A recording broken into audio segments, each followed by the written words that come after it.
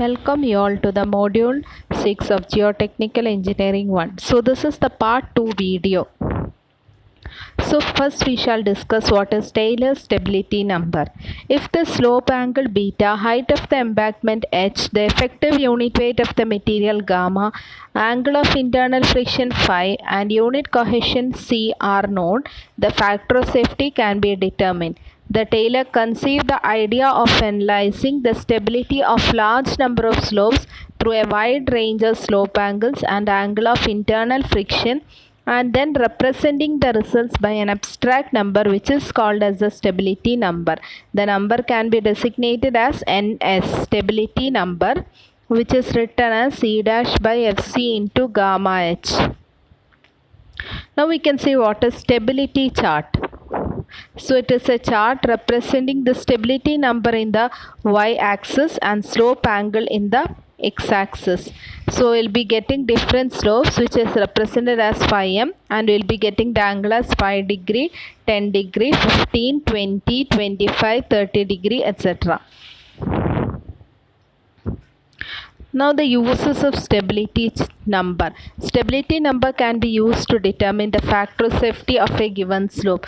The factor of safety of a given slope, it can be determined by terms of the stability number.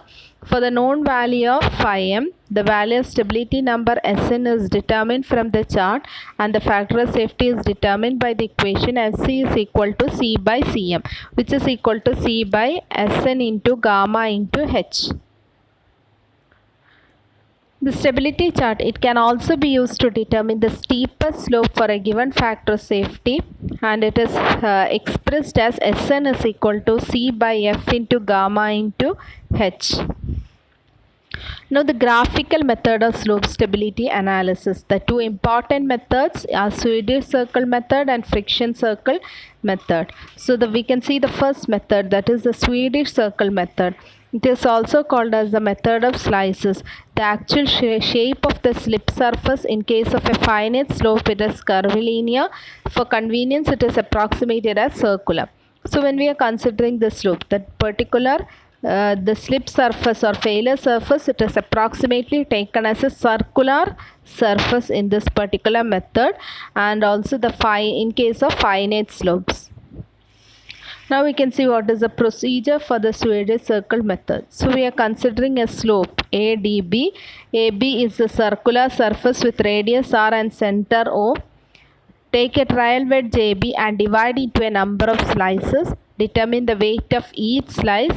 The weight is then resolved into the normal and tangential components. So this is the particular representation of the Swedish circle. So this is the curved surface, that is AB, and it is divided into a number of edges. We can see 1, 2, 3, 4 and 5. Then the center, it is O, having a radius of R.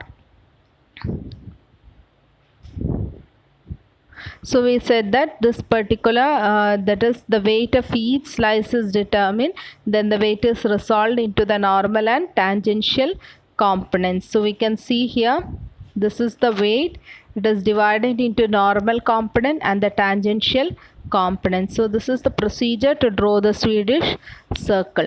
The normal component, it is represented as N. The tangential component, it is represented as T. The curved length delta L is determined. Then the factor of safety is determined. The whole procedure is repeated for a new trial wedge. So after finishing one trial wedge, we are taking for a new trial wedge, and the corresponding factor of safety is determined. The circular wedge which gives the minimum factor of safety is taken as the critical circle. So this is the procedure to find the procedure for the Swedish circle. So the next method, it is the friction circle method.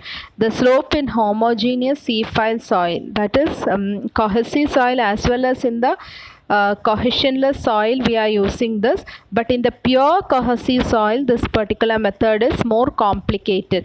So a mixture of cohesive soil and the cohesionless soil, we can adopt this particular method, and also for the cohesionless soil also this can be adopted. The friction circle method, the friction circle method is very useful for the homogeneous slope. The method is generally used when both cohesive and frictional components are to be used. AC is a trial circular arc that passes through the top of the slope, and O is the center of the particular circle. The pore water pressure is assumed to be 0. F, the resultant of the normal and frictional force along the surface of sliding. For equilibrium, the line of action of F will pass through the point of intersection of the line of action of W and CD. So this is the circle. So we can see this is the particular center of the circle. This is a circle and this is the radius, that is r sine phi.